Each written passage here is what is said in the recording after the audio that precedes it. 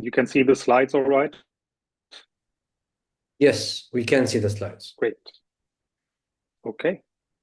Yeah, today I will present a few facts about one of my favorite topics, the key difference between lyophilized and bioactive exosomes and saline, what the differences are and what you therefore can expect from the standpoint of efficacy.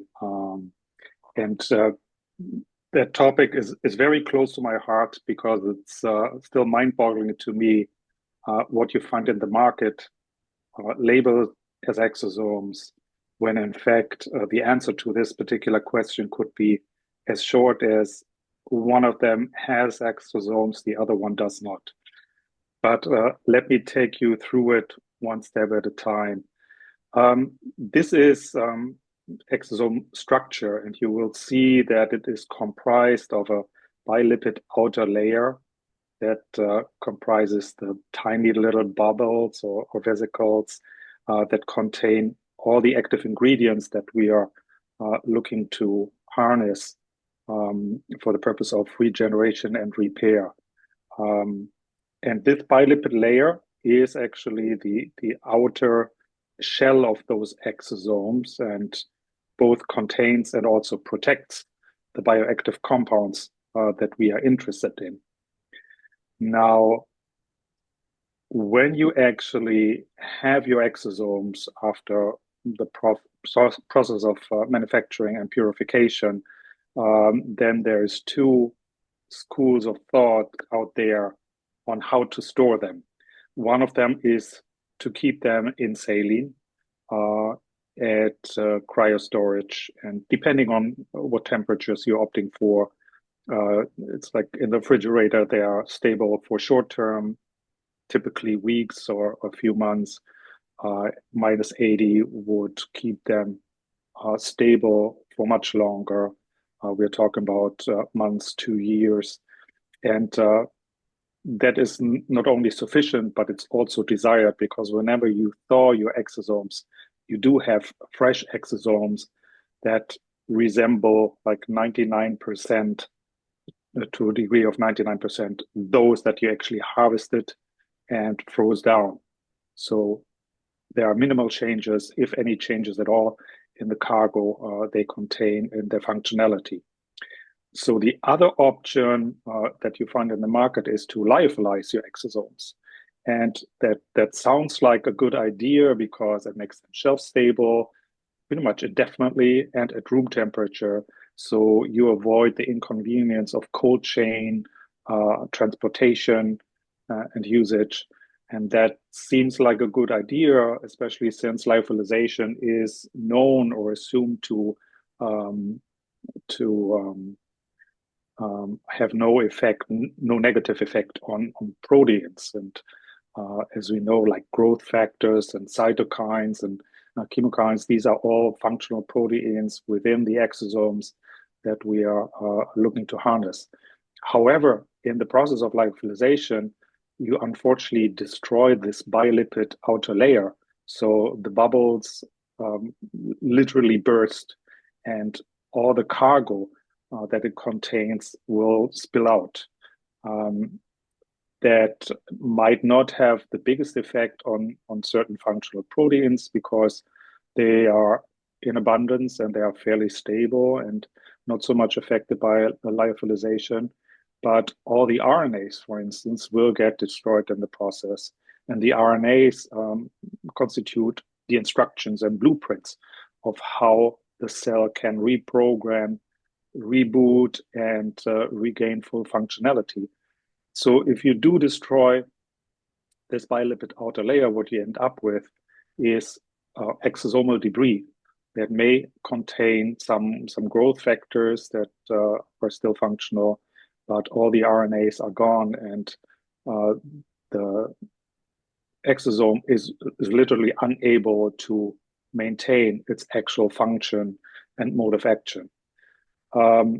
This has been demonstrated, so I don't want you to just take my word for it. This has been demonstrated in a blinded study that we did with Harvard University This is an example for what an exosome should look like. You see like this typical donut-shaped exosome, and that proves structural integrity and therefore functionality, and it will be bioactive.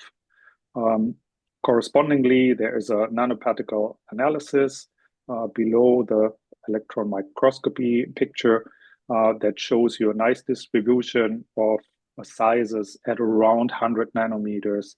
We know exosomes to be in the range of 30 to 150 nanometers large. And so this peak nicely corresponds to what we would expect. It's also important to point out that there's only one dominant peak. So we have the right range of sizes, and we obviously have integrity, and there's no contamination by any other extracellular vesicles or other components that we do not want. So it demonstrates functionality, integrity, and purity as well. Conversely, when you look at these two examples, these are two competitor products that we find in the market. Both of them, or each one of them, has a very large market share, and they sell you lyophilized exosomes. So when you look at the electron microscopy pictures on top, in neither one of the samples you find a single intact biosome. Instead, you find these clumps. Those are aggregates of proteins and exosomal debris that cannot be further, defined of what they actually are. If you look at the nanoparticle analysis that corresponds to those two pictures, then you see that the peaks are all over the place, fairly randomly, aggregates of various sizes. And the one nicely contained peak at around 100 nanometers is actually missing entirely. So long story short, lyophilized exosomes do not contain intact exosomes. And that is rather sad if you compare what the outcomes are. That's a sad fact, as it is, because when we buy exosomes, we would assume that what we get is exosomes, and that is apparently not the case. Now, why is that important? It is demonstrated by the schematic I show you here. That's the exosome mode of action. Exosomes fuse with a membrane of a given target cell, and therefore then introduces all their cargo, which is comprised of growth factors, cytokines, chemokines, lipids, a variety of metabolites, and a wide variety of RNAs, all of which constitute the building blocks and the instructions for the cell to regain full functionality. So only an intact exosome can actually do that and can fuse with a cell membrane. Conversely, when you have a palliative mode of action, which is rendered by growth factors that might survive the lyophilization process, so you might have signaling molecules or bioactive molecules that are floating around freely, but what they actually do is they dock to receptors of the cell, and through signal transduction might trigger a biological response. That is the explanation for why you see some temporary benefit when you use lyophilized exosomes. But you only trigger one biological response, and that's only temporary, and is only, I would call it superficial. It has nothing to do, and it doesn't resemble the actual mode of actions we are looking for, which is an exosome fusing with a target cell and introducing all their cargo. So here on the left, you see a signaling molecule, which can be an individual growth factor or a cytokine that docks to a receptor and then elicits a temporary biological response, versus the exosome fusing with the target cell, introducing all their cargo, and that provides the cell with all the biological components it needs to reprogram and reboot, therefore regain full functionality and even attain a more youthful state. So when we talk about rejuvenation, it's not just an overused word. It is, in fact, something that we can achieve with the use of bioactive and intact exosomes. Again, mind you, that is not possible with lyophilized exosomes, as they do not contain any intact exosomes that can actually do these things fusing with the target cells. So if you compare those two options, you will have a palliative effect, which is only superficial and temporary by lyophilized exosomes, while you actually have the full effect of what exosomes are capable of with an intact and bioactive exosome.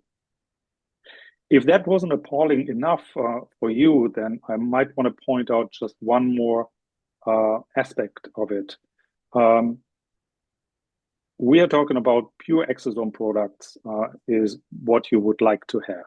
You want to have highly purified exosomes and nothing else. You don't want to have any additives or fillers in there, and you don't need it. I mean, you find, this is just an example of a competitive product. I don't even know what these chemicals are, why they have to be in there, or what they are doing to actually end up with a list like this. You will also notice that they add ceramides, for instance, which is absolutely not necessary if you have a good exosome product, because they do contain these already. So all the additives that are found in various products to provide an additional hype, like adding amino acids and peptides and vitamins, all of that is absolutely not necessary. What you want to have is a pure exosome product, and that is, such an H0 exosome in saline and nothing else. So that's all you really need and all you really want. The other example, the bad example, is again the lyophilized exosome. So you will get a vial with some powder inside, and then you get an additional vial with some diluent to reconstitute that powder.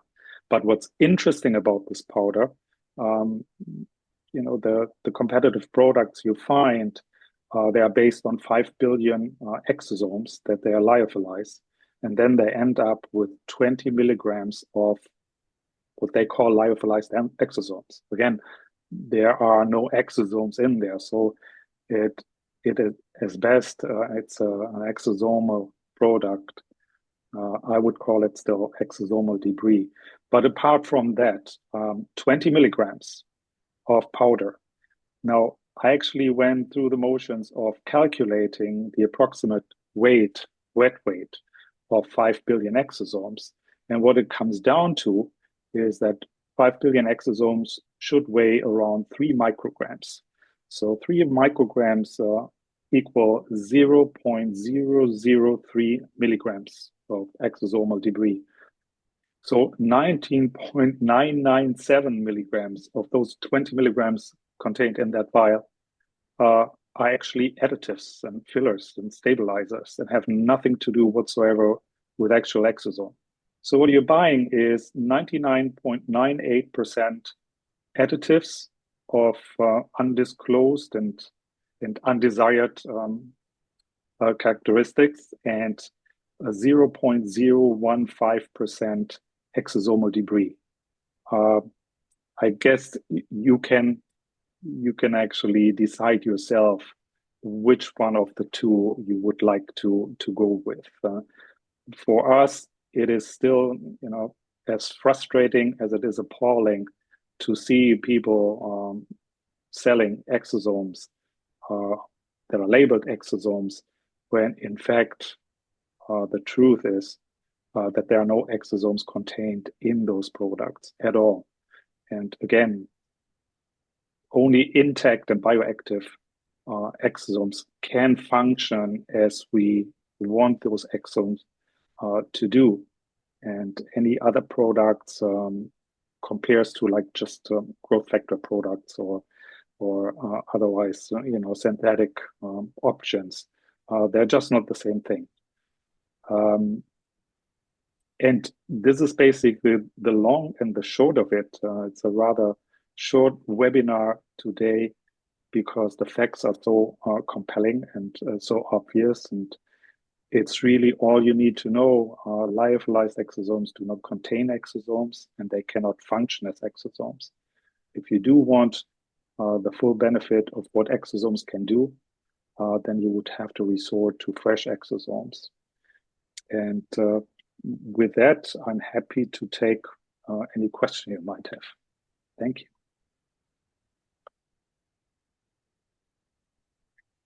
Thank you, Dr. Heike, for the presentation. And this is one of the debatable question always we hear from doctors, because we tell them that the exosome cannot be lyophilized. And on the other hand, also the companies which sell the lyophilized exosome, they claim the totally the opposite. They claim that the best way to reserve the exosome is the lyophilization. So this is what also they claim. And that is simply incorrect. It's scientifically invalid and simply incorrect. And when they say so, it just means that either they don't know better or they do not care. I mean, obviously, lyophilization has a lot of benefits. Shelf life, the ease of shipping, everything is cheaper and faster and temperature doesn't matter so much. But we are talking about a bioactive biological component, and you cannot just randomly lyophilize them and stabilize them. You will also see, if you look into the small print, they are often talking about how lyophilization stabilizes proteins. And that is true to some degree. So you can do that to proteins, but all your RNAs, for instance, will be destroyed in the process. And again, the exosome cannot function as it should by missing this bilipid outer layer. It can no longer fuse with the target cell. And then whatever you have left after lyophilization becomes a palliative kind of treatment and not what we hope to harness by using a bioactive exosome. So I have to say, there's always claims out there, and you have to be very careful and discerning and try to figure out if those claims make sense.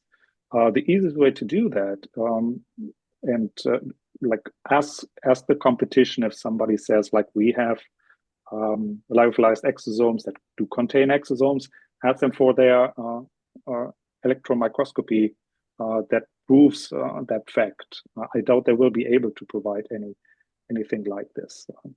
The market leader in the field writes themselves with like certain publications about their exosomes, but all these publications and the reports about them are made with native unlyophilized exosomes.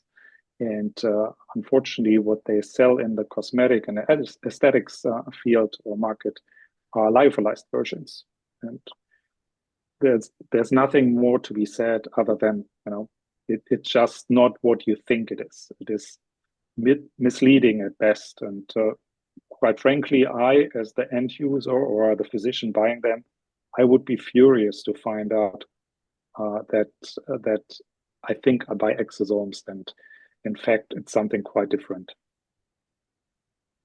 Yeah, and I think this is very important for the doctors to know if the treatment they are giving to the patient is really exosome or not, because the patient has the right to get the real treatment. The patient, they paid for this treatment, and the doctor need to make sure that they are delivering to the patient the promised treatment, not just some hyaluronic and some rejuvenating materials.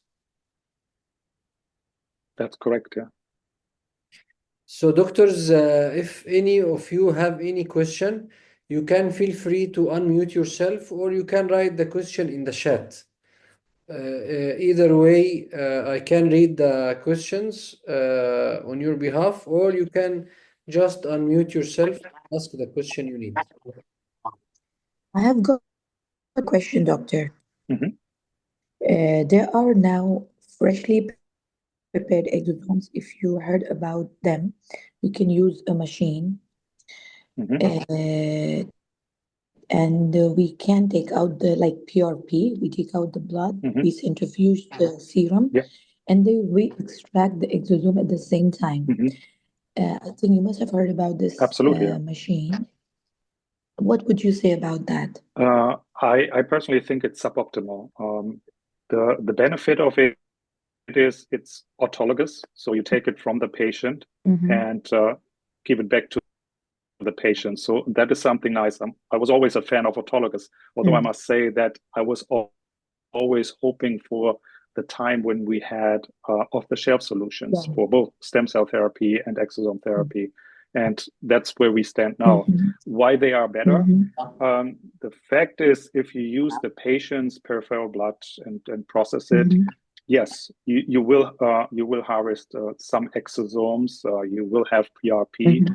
and they do have some benefit, Mm-hmm. but it's completely uncharacterized and unvalidated. Mm-hmm. So you end up with whatever you end up with after the process, and you don't know anything about the quality or the potency of that product, right? Mm-hmm. Mm-hmm. So I would consider it suboptimal.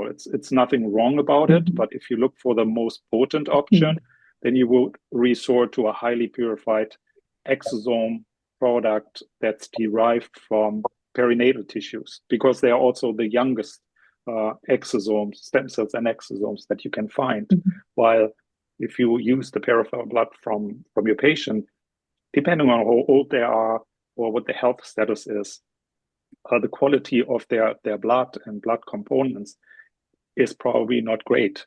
So you would actually downplay it, and you would minimize or limit the effects of exosomes. You also don't know how many exosomes you might have in there, so it's fully unvalidated and uncharacterized, and that is in comparison the downside of it. So autologous is always great, but if you look for highest potency, quality, and safety, you would probably resort to an off-the-shelf solution that comes with a certificate of conformance, third-party testing, and these analyses that I pointed out a little earlier, the TEM and nanoparticle analysis, Mm-hmm. all of which gives you an idea of what you actually have, right? Yeah. Other than just trying. Mm-hmm. I hope that makes sense. Yeah. Thank you so much. You're most welcome. Doctor, there is now that we received a few questions on the chat. I will read them one by one, so you can answer them, please. There is the first question here. What bioactive tests were carried out? How effective is the comparative data? It is mostly by application that you see the results and the outcomes. We also went through extensive omics analyses, all of which are important. For instance, we know what biologically active components we are looking for. So there's a variety of growth factors, cytokines, and also microRNAs that we are particularly interested in. So it is imperative that you actually check your exosomes whether they do contain these components. And we did an extensive analysis, lipidomics, proteomics, and also RNA profiling to confirm that all the desired components are included. You can therefore assume that the exosome can function as we want it to be. And the rest is actually, you know, a matter of the results you see, the feedback we receive from physicians and healthcare providers that actually treat people. And we have seen our exosomes to be extremely effective, highly efficacious, in a variety of applications, such as hair restoration, skin rejuvenation, scar prevention, and scar reversal. And that being said, also they are also applied under a different company umbrella. They are also applied in the field of regenerative medicine, where we also see an amazing effect on treating various diseases and conditions. So we cannot necessarily compare our products directly with competitive products because that would require extensive clinical trials. What we do is we continue those blinded studies with Harvard to evaluate and validate competitive products, whether they do contain exosomes at all. And we will continue to report on those. And that gives you an idea of how functional and bioactive a given product might be or might not be. All right. The second question, she says, shelf life after defrosted. Hearing it's longer than we originally advised when unfrozen. Yes, that is a recurring question that leads sometimes to some confusion. As a manufacturer, we provide like good best practice recommendations, and I think we suggest 3 months stable in a refrigerator, our exosomes, and a year in a freezer in a -20, and so on. So these are the recommendations that we provide. And obviously, you don't want to store them indefinitely. You always want to use the freshest exosomes that you can. But we have tested them extensively, and we are still testing because it is testing over years. And we found our exosomes to be extremely stable, even after 1 year stored in a refrigerator. We have found them to be stable more than a month at room temperature, and so on. But it's nothing that we would recommend as a storage condition. We are very pleased that they are as stable as they are, and that is thanks to dedicated protocols in manufacturing and processing them. And but the recommendations would be to use them in a timely manner. It's, they will retain their biological activity for a long time, but that doesn't mean that you should, push the envelope and wait. So as a conclusion, you would say 3 months in a normal refrigerator, 2 to 8 degrees Celsius, and 6 months in -20 freezer, right? Yeah. Yes, exactly. Those are the standard recommendations. Yeah. Right. How do you feel about topical exosomes that are coming out for daily use? That are coming out for what? It was the last part. There are so many products nowadays coming, like creams, like topical use, topical exosomes. Oh, yes. We are also working on these kinds of products, but I can assure you it's not quite as easy as you would think. You have to carefully select your ingredients and formulations to mix the exosomes in. So in principle, it's a great thing, but again, you would have to prove that your exosomes retain integrity and structural functionality within those formulations of creams and lotions, and you should demonstrate it. If you can and you have a formulation at hand, then it's great.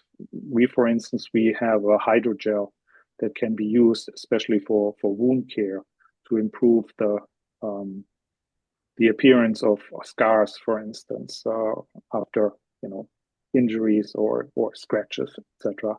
So it does work. It does have a good effect, but again, it depends on the product, and you have to be discerning and ask a few tough questions when you buy these products. But how these topical creams will deliver the exosomes inside the skin?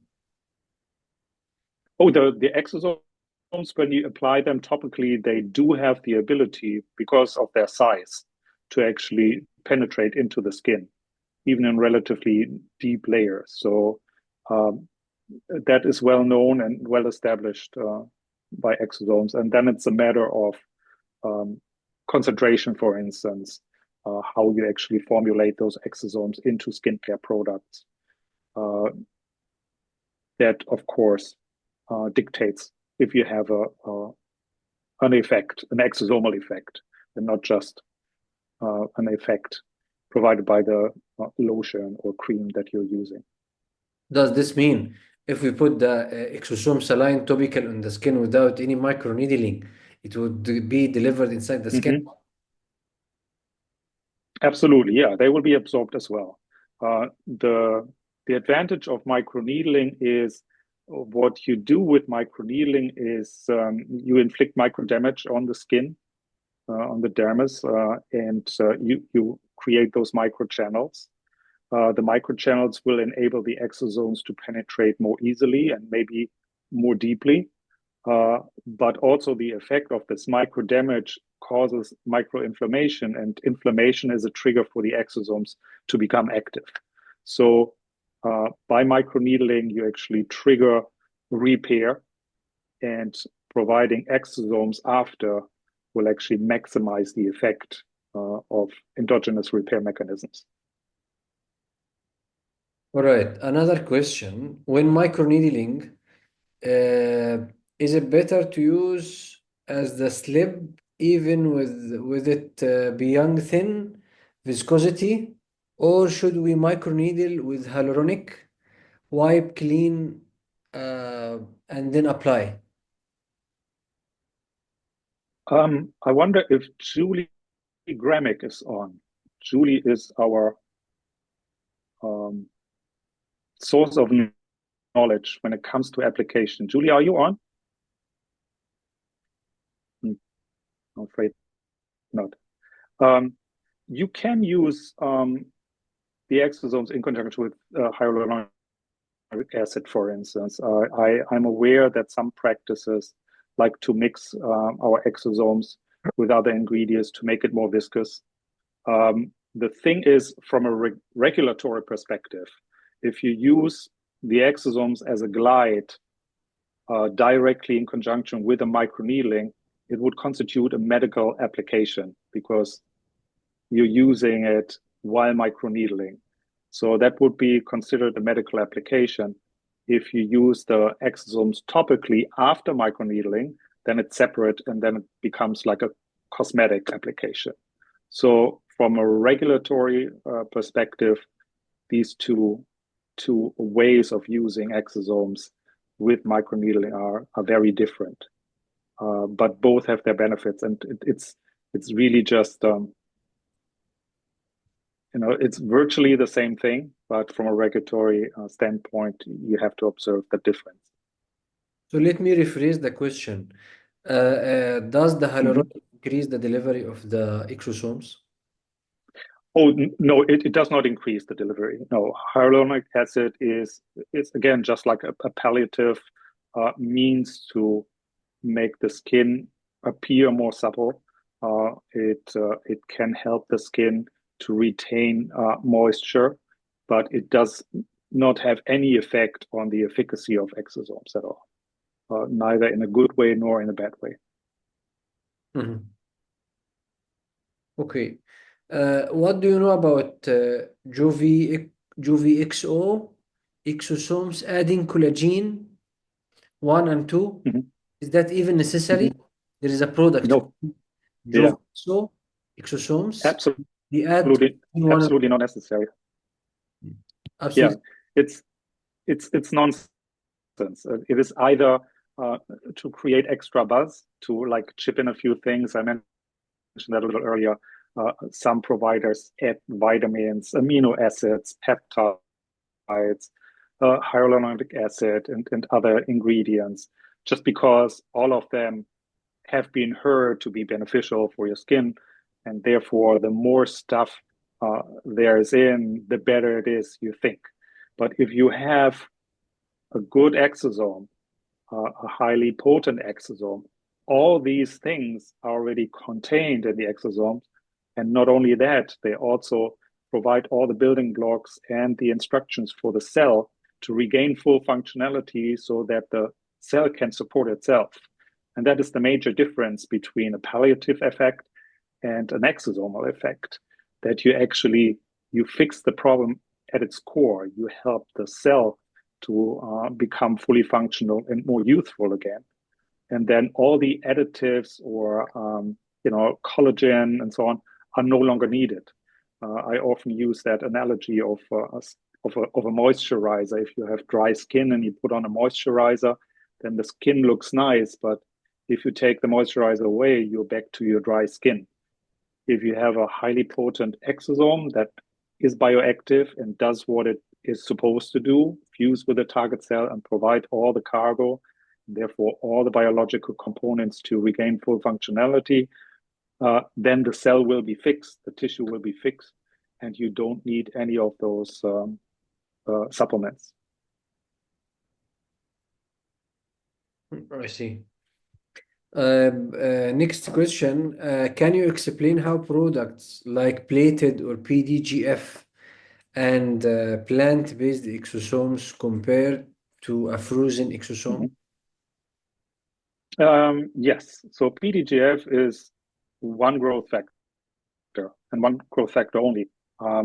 In exosomes, you have all the growth factors. It's like a current understanding, current state of knowledge says there are about 50 different growth factors. And biology is complex. So there is no one ingredient or one factor that can actually do it all. So PDF is a growth factor, and it's a great growth factor. It's very relevant. But again, PDF is also contained in exosome. And when you have PDGF, it's only one factor. So you're limited to any effects this one growth factor might solicit when docking to the receptors of a cell.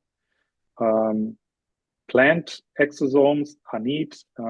They are advertised often as more safe because they're riding the fear of like anything derived from humans must be considered dangerous. It's really not the case. Allergenic products are safe for as long as they are manufactured properly and the manufacturer adheres to the regulatory standards and guidelines. Also, plant exosomes cannot communicate with cells. It is known that some genes are largely conserved, or at least to a degree conserved or related. And plant exosomes, they do have plants in general. They might have beneficial ingredients and substances that they can derive from them. But exosomes does not make sense because exosomes are supposed to facilitate cell-to-cell communication. And it's obvious that a plant cell cannot really communicate with a human cell and vice versa. So just as we cannot talk to plants, the plants cannot talk back to us. Plated, it's like I don't actually want to talk about any competitors by name, but any PRP related products are limited. When you use PRP derived exosomes, for instance, they have a different subset of tasks. Unlike MSCs that we use or that we harvest from perinatal tissues, these are stem cells that have just finished building a baby, and they are specialized in development and repair and regeneration or generation of tissues. And that is exactly what we want to harness. So we derive our exosomes from these stem cells that just finished building a human. Anything derived from PRP is having a different kind of task.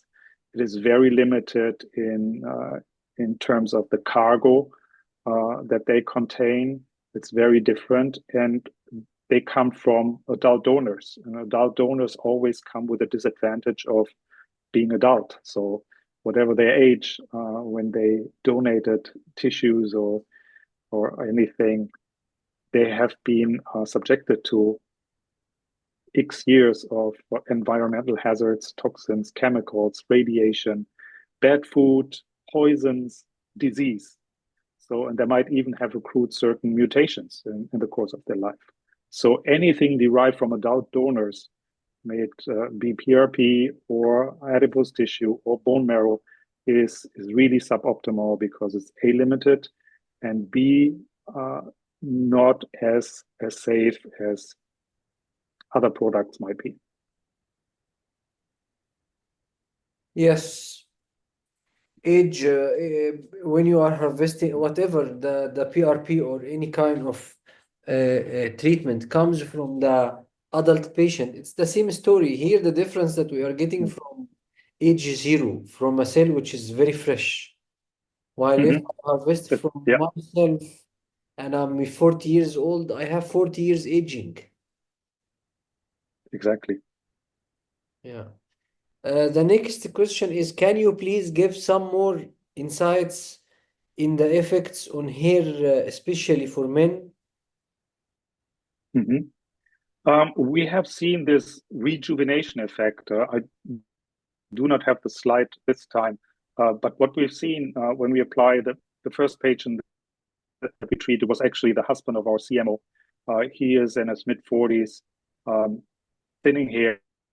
We noticed thinning hair. So they did a microneedling and then afterwards topical exosomes. And after just one treatment, I think 4 weeks later, you could see that the hair was subjectively denser.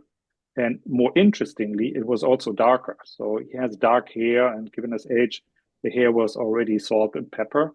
And after this microneedling plus exosome treatment, the hair came in more densely, and it was overall darker.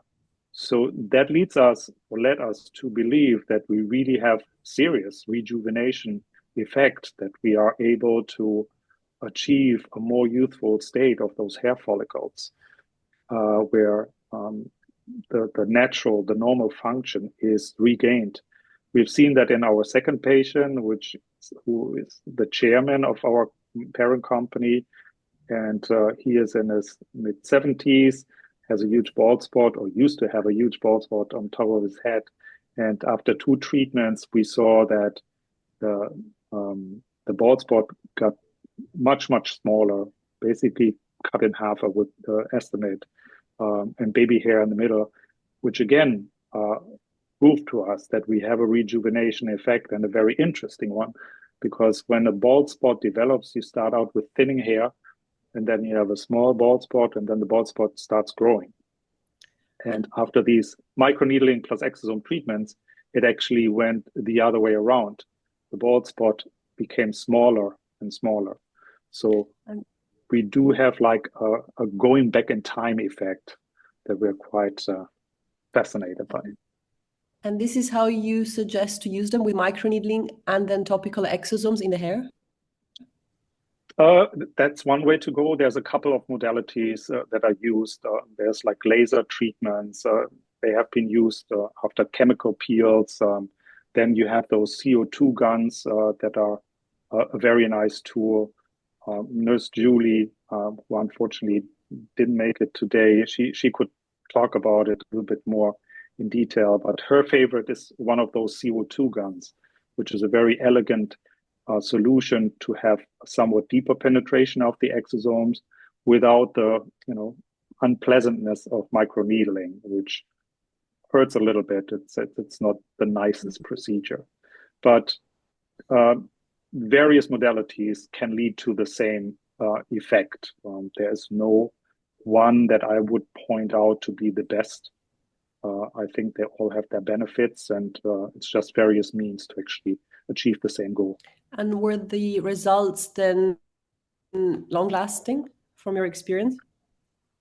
Absolutely, yeah. That is also a difference to what sometimes is seen in PRP, that you have a momentary effect, a temporary effect, which is what I mentioned earlier, that everything palliative and PRP is just a It's plasma. It's rich in certain growth factors, but there's not much more in it. It doesn't compare to the potency of a bioactive exosome.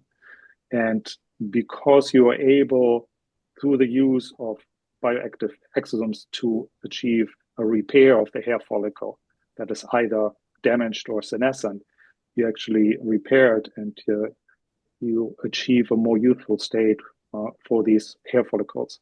And therefore, the effect is more longer lasting. Yeah. Thank you. I would still suppose, I'd still should suggest to actually do maintenance. But what we have seen is 3 treatments in a row with like 4 to 6 weeks in between. And after that, you can do maintenance, which is as little as 1 to 2 treatments per year. Because obviously we continue to age, right? So that cannot really be stopped. We can stall it and go back just a little bit, but then aging always progresses. So that's why we maintain. Thank you.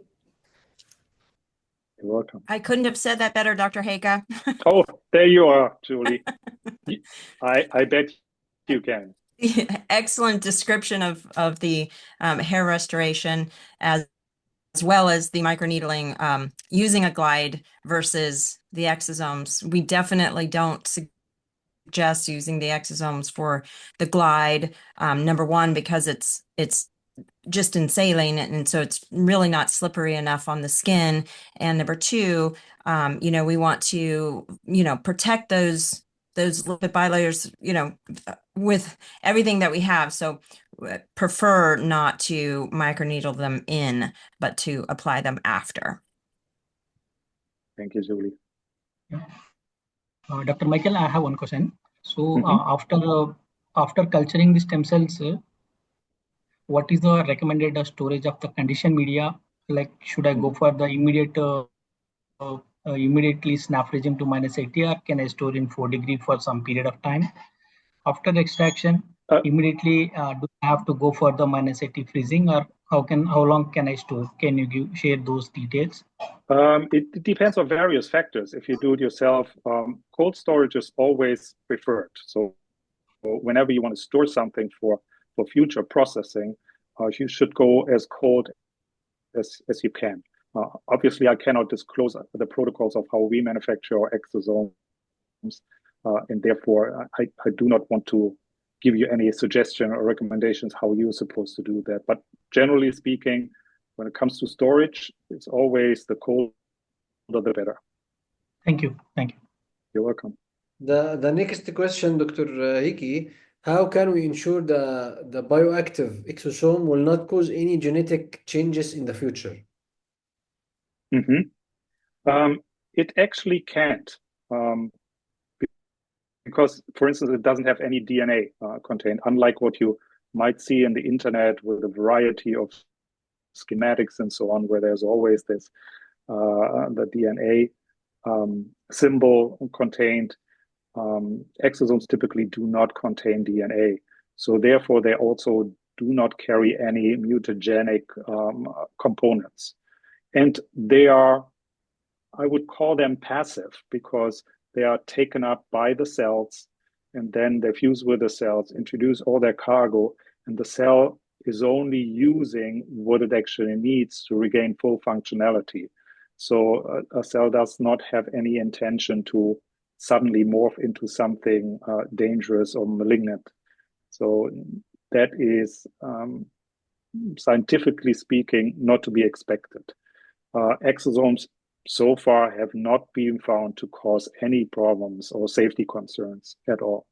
So I would consider that question to be highly hypothetical, and it might actually be relevant in the context of how those exosomes have been derived and what the sources are, because that, of course, is relevant. That's why you should always be very discerning about your vendors to actually rule this out if there's any reason to believe that there is not greatest transparency as to where the cells have been sourced and how they have been processed, etc. I would probably stay away from them because virtually all cells secrete exosomes. And an extreme example would be even a cancer cell, a tumor cell, secretes exosomes. And they, of course, have a different task altogether, right? They're supposed to support tumor growth. So that's why it's important to really select your cell source very carefully and cautiously. That it makes sense. And that's why we resort to Wharton's jelly from an umbilical cord. Wharton's jelly has the benefit of not only being very enriched in mesenchymal stem cells that we use to secrete the exosomes, but the Wharton's jelly has this particular feat that it is protected from even maternal contaminations. So you will not find any maternal DNA in there or things like vaccine residues, etc. So that's why it's the purest and safest and also most potent source for exosomes. And that is something that we can vouch for. It is scientifically merited. And I hope that answers your question in this regard. How about the RNA, Dr. Hickey? Say again, please. How about the Hold up a little. RNA? The exosome does include RNA, right? Uh-huh. Can RNA? Oh yeah, they include a wide, but RNAs are only used to actually process protein expression. So that is actually what a cell needs. So I always consider the RNAs the blueprints or the instructions that are provided to the cell if they lack the ability to express certain proteins in the right amounts, then the cells can tap into the information that is provided by the exosomes. And RNAs do not cause any mutations or tumors, or could otherwise be malign. So that's not a concern. Okay. What are 3 important questions should we ask exosomes companies? The most important one is probably the source. What's the cell source? And how do they source it? Because there's also this issue that a lot of providers sell exosomes, but they do not manufacture their own stem cells. So, and if they do not, then wherever those cells come from is beyond their control. So they have to take somebody else's word for those cells to be okay, but they do not know. So transparency about the cell source is very important, and it should always be perinatal tissues. So Wharton's jelly, umbilical cord blood, placenta, and among those, Wharton's jelly is by far the best and safest option, and also the most potent one. Secondly, ask for a certificate of conformance that includes third-party testing. I would never buy anything where this is not provided. And the reason for it is you want to have substantiated that they do an extensive quality control during their manufacturing, and that this is done by an unbiased third party and not just by the provider saying our product is all right. So third and last would probably asking for proof of bioactivity or integrity, such as a transelectron microscopy picture to prove that you actually have a functional, intact exosome. At the very least, nanoparticle analysis should be provided and should actually be part of the certificate of conformance. So these are the 3 things that I find most important. And apart from that, yeah, just look a little bit deeper into what the claims are, if it actually makes sense, and if the claims are substantiated by any kind of research, publication, certificates, etc., and other analyses. If a vendor cannot provide any of those, you should stay away because it's most likely just a a reseller of something that was bought somewhere, and that is I will consider that unsafe. Does CD73 assay gives basic idea of exosomes activity? No, that's just a surface marker. So it gives you an indication for identity. But for instance, we are using 6 different markers to confirm the identity of exosomes. So CD73 is just one of the surface markers. How does exosomes compare to polynucleotides in terms of uses and outcomes for skin concerns? Same thing. It is more than just one palliative option. Polynucleotides have their relevance. Again, they are also contained in exosomes, and exosomes contain and supply the cell with virtually everything the cell needs to regain full functionality. So you might see effects by using just polynucleotides or just using certain growth factors, but these are then palliative, that means superficial and temporary, while an exosome has the ability to actually fix a problem at the root.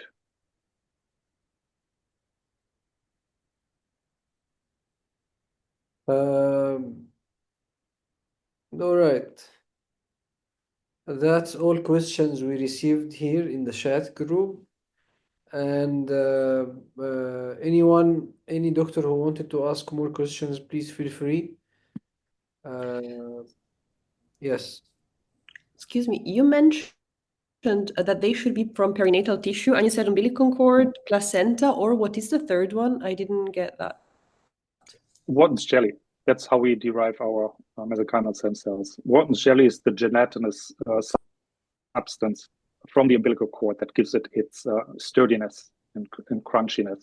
So you can use that. That is the preferred choice of tissue, how to derive your mesenchymal stem cells from. And the other ones were placenta, umbilical cord blood is an option, but not as great as compared to Wharton's jelly. Thank you. And also, I'm really sorry to ask, but I missed the beginning of the webinar. For which exosomes are you talking about? You obviously didn't mention the competitors, but I didn't get the ones you are actually working for. That is a big omission on my part then. That's RESILIÉLLE. You see on the introductory slide, you see a little vial in the bottom left corner. It's called RESILIÉLLE. Okay, thank you. Yeah. Thank you. But either Dr. Haysam or myself are more than happy to send you more information about our exosomes. Please, thank you. I replied in the chat by the name. Anytime. I replied to you in the chat by the name of the product. Great. Thank you, Haysam. Thank you. So any other questions, doctors, anyone might ask before we end the conversation with Dr. Hiki?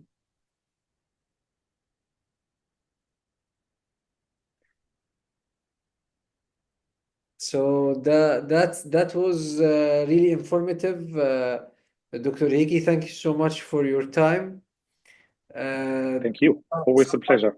Someone is asking, can we get pricing? It depends where are you located, doctor. So if you are located in United Arab Emirates, please drop us your number, we will reach you. Otherwise, if you are located in United States or any other country, let us know also. We can check with the company if they have a distributor there, or they can reach you themselves. Thank you, Haysam. You are welcome. Yeah.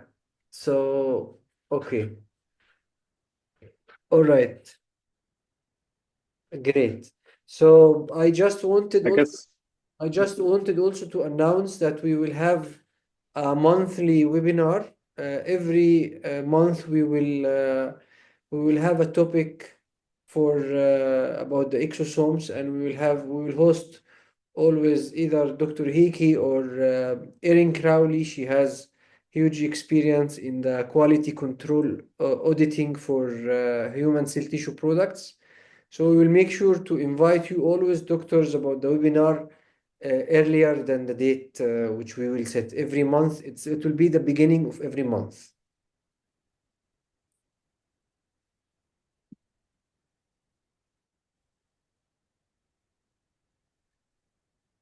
Okay, looking forward to it. Thank you so much, and looking forward to see you soon all. Likewise. Thank you so much, Hassan. Thank you. See you Bye. next time. Nice day. Bye-bye. Have a good day, everybody.